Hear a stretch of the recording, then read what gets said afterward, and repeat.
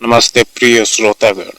अब जो कथा मैं सुनाने जा रहा हूँ वो न केवल प्रेम और मोह की है बल्कि उस मर्यादा की भी है जो एक नारी अपने आत्मसम्मान के लिए खड़ी करती है।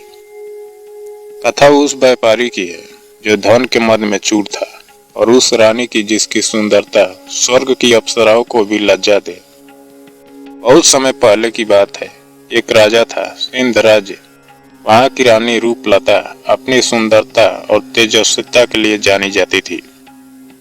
कहते हैं जब वो महल की बालकनी से नीचे झांकती तो सूरज की किरणें भी उससे संकोच करने लगती। नगरवासियों की जुबान पर बस एक ही बात रहती, हमारी रानी साक्षात लक्ष्मी का रूप है। सेठ हरिदत्त दूर देश का व्यापारी, रेशम, मसाले और जेवरातों का बड़ा कारोबारी था। हृदय में लालच, आंखों में ख्वाहिश और जेब में अकूत धन। एक दिन हरिदत्त अपने व्यापार के सिलसिले में सिंध राज्य पहुंचा। जब पहली बार उसने दरबार में रानी रूपलता को देखा तो ठिठक गया। सांस थम गई, मन कांपा नहीं, डूब गया। ऐसी नारी मैंने कभी देखी नहीं, उसने मन में कहा। और फिर वही दरबार में ही उसने संकल्प कर लिया, चाहे कुछ भी करना पड़े, इस औरत को अपना बनाकर ही रहूंगा। अब श्रोताओं, प्रेम और वासना में फर्क होता है। प्रेम निर्मल होता है, वासना स्वार्थी होता है। हरिदत्त ने अपने भीतर झांक कर नहीं देखा, वो तो बस योजना बनाने लगा। कथा का पहला मोड़ यहीं से शुरू होता है।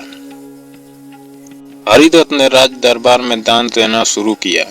मंदिरों में सोने के छत्र, भंडारे में असरफियां और हर हफ्ते महल के लिए भेंट स्वरूप रेशम के वस्त्र। उसकी दरिया दिली की चर्चा पूरे नगर में फैलने लगी। राजा भी प्रभावित हुए और उसे राज्यसभा का विशेष अतिथि बना दिया। एक दिन दरबार में रानी ने पूछा, सेठ जी, आपने हमारे राज्य को इतना दिया, बदले में क्या चाहते हैं? हरिदत्त ने रोनी सूरत बनाकर कहा, रानी जी, मैंने जीवन में बहुत कुछ पाया और अब अकेलापन काटता है। मेरी अभिलाषा है कि मुझे जीवन संगिनी का साथ मिले, ऐसा साथ जो सिर्फ सुंदर न हो बल्कि तेजस्वी भी हो, जैसे आप। राजा हंस पड़े। सेठ जी, आप तो रानी को ही मांग बैठे।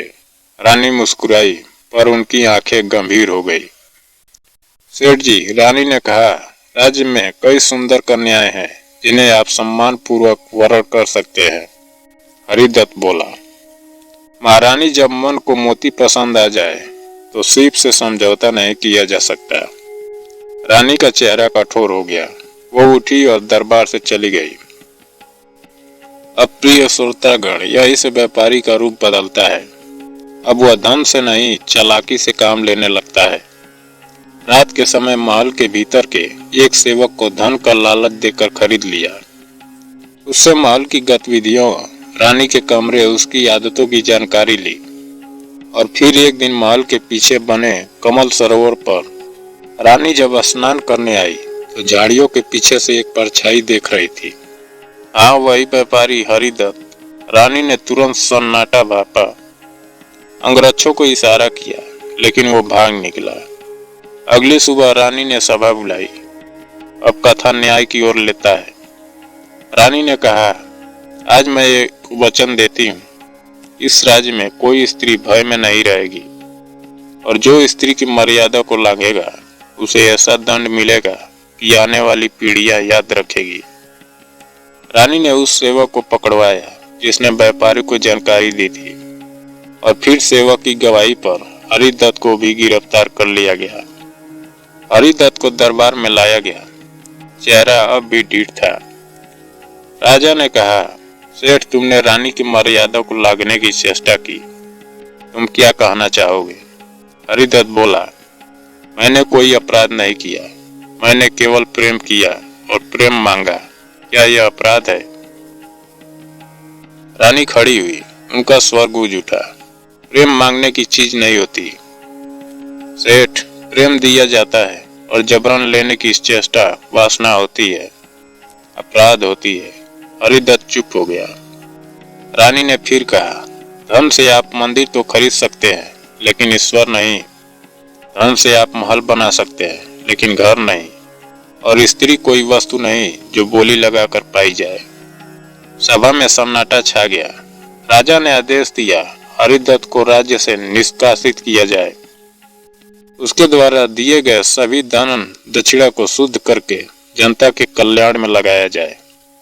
हरिदत्त को नगर से बाहर निकाला गया। उसका वैभव, उसका अभिमान सब छूट गया। और श्वेतागण कहते हैं ये वो व्यापारी वर्षों तक भटकता रहा।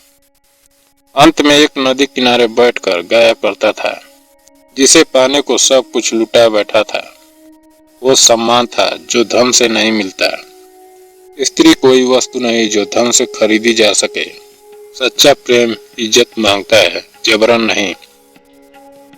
और जो मर्यादा को लागता है उसका अंत हमेशा अकेलापन और पश्चाताप होता है।